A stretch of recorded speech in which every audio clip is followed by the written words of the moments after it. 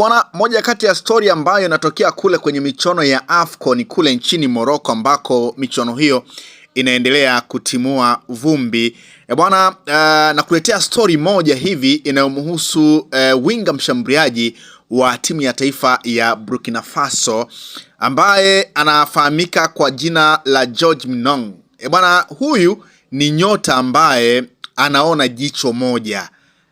Yani kwa maana ya alipata shida, lakini jicho lake moja halioni, lakini haikumfanya yeye kukata tamaa kwenye kusakata kabumbu. Bwana, anasakata kabumbu na ameitwa kwenye timu yake ya taifa ya Burkina Faso, timu ya kina Stefano Aziz Ki. Sasa anaitwa George Minong, ni mchezaji wa klabu ya Central Sounders. Bwana, huyu mwamba jicho lake moja la kushoto halifanyi kazi, lakini bado anaendelea kucheza soka akiwa na jicho moja na anafanya vizuri tu kiwanjani. Bwana, George alipata ajali nchini Hispania, hali iliyopelekea hilo jicho lake kupata hitirafu na alipatiwa matibabu, lakini mwisho wa siku walitibu jicho, lakini hawakufanikiwa kulisaidia liweze kuona tena. Sasa bwana, huyu mwamba ama winga huyu wa Burkina Faso Minong, kwa sasa akiwa ni kipofu kabisa kwenye jicho lake la kushoto baada ya kupata maambukizi makubwa mwaka 2023. Bwana, madaktari walimwambia kuwa hataweza kucheza soka tena, ila jamaa aling'ang'ana na akaendelea kukipiga. Sasa kwenye mchezo wa Burkina Faso dhidi ya Equatorial Guinea, bana, kwenye mechi yake ya kwanza ya mashindano ya AFCON aliwashangaza wengi. Bwana, Minong alifunga bao la kusawazisha dakika za majeruhi kwa taifa lake na kuanzisha comeback ya dakika za mwishoni ya Burkina Faso kwenye mchezo huu wao wa kwanza dhidi ya Equatorial Guinea, na mchezo ambao Burkina Faso walishinda goli 2-1. Bwana, huyu Minong bana ndiye ambaye alifunga goli la kusawazisha dakika ya 90 zikiwa zimesha kwenda dakika 5 za nyongeza. Yeye akaweza kusawazisha goli, na baada ya hapo bwana, Burkina Faso akafanya comeback ya maana baada ya Tapsoba kuweza kuingia kambani. Dakika hizo za 90 zilikuwa zina zile dakika za nyongeza na kuweza kuifanikisha timu yake ya taifa ya Burkina Faso kuibuka na ushindi wa goli 2-1. Kwa hiyo huyu George Minong bana ni moja kati ya wachezaji ambao yeye amezaliwa Ivory Coast, lakini anaiwakilisha Burkina Faso kama timu ya taifa, na kama ambavyo nimekujuza, jamaa anakipiga ndani ya klabu ya Central Sounders FC. Kwa hiyo bana, ni moja kati ya story ambayo nimeona nikujuze baada ya tukio hilo la George Minong kuweza kuisawazishia timu yake ya taifa ya Burkina Faso, lakini akiwa haoni jicho moja la kushoto. Kwa hiyo unaweza ukaona kwamba kuna ile kauli inayosema kwamba Mungu hakupi vyote na hakunyimi vyote.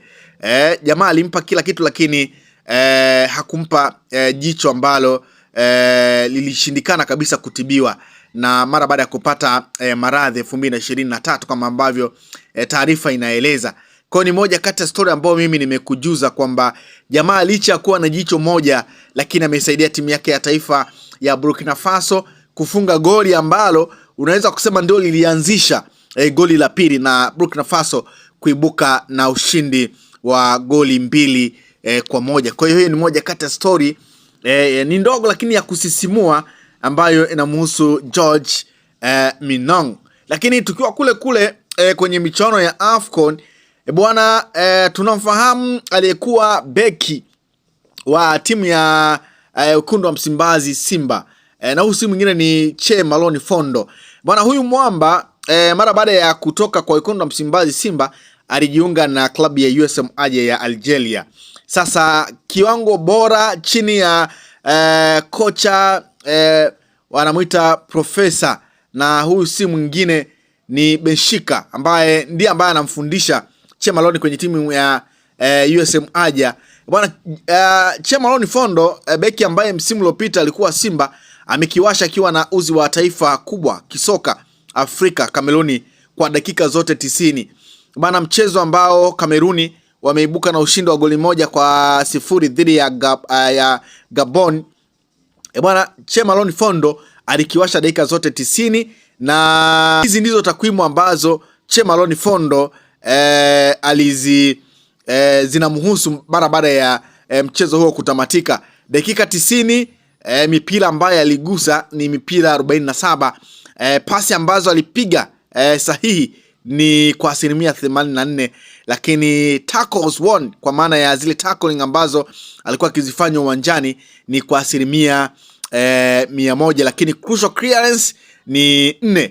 Kwa hiyo unaweza ukaona ni kwa namna gani ambavyo Che Malone Fondo licha ya kutokufanya vizuri ndani ya klabu yekundu ya Msimbazi Simba msimu uliopita, lakini baada ya kujiunga na USM Alger, kiwango bora kabisa ambacho kimemshawishi kocha wa timu ya taifa ya Kameruni kumjumuisha kwenye kikosi ambacho kinashiriki michuano ya AFCON kule nchini Morocco. Bwana ameanza kwenye mchezo wake wa kwanza dhidi ya Gabon na kikiwasha dhidi ya Gabon kwa dakika zote 90, akifanya kazi kubwa sana licha ya Gabon kuwa na washambuliaji kama kina Aubameyang, lakini bado hawakufua dafu kwenye lile eneo la ulinzi la Kamerun ambalo lilikuwa likiongozwa na Che Malone Fondo.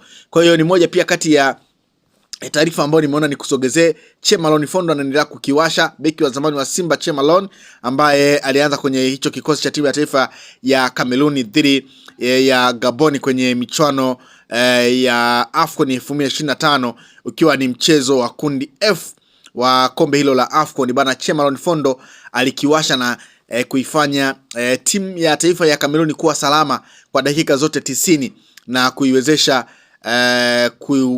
kuchukua alama 3 muhimu kwenye mchezo huo wa kwanza. Kwa hiyo hizo ni baadhi ya story ambazo nimekusogezea kutoka kule Morocco, ambako michuano ya AFCON imeendelea kutimua vumbi. Tumeona mchezo wa kwanza kwenye timu ya taifa ya Tanzania dhidi ya Nigeria, licha kufungwa kwa magoli 2-1, lakini bado kiwango bora kabisa ambacho kimeonyeshwa na baadhi ya nyota akiwemo Ibla Baka ambaye alifanya kazi nzuri ya kumdhibiti mshambuliaji hatari Victor Osimhen ambaye anakipiga ndani ya klabu ya Galatasaray.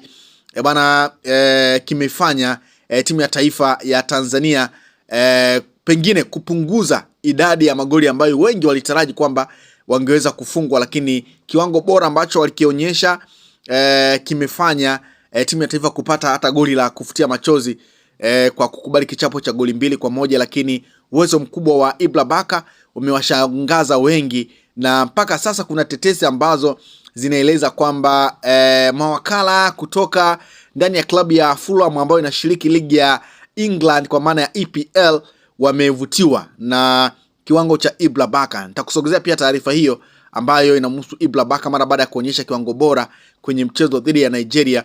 Kuna tetesi ama taarifa ambazo zinaeleza kwamba mawakala wa klabu ya Fulham ya England wanaendelea kumfuatilia kwa ukaribu ili kuona kama wanaweza kupata huduma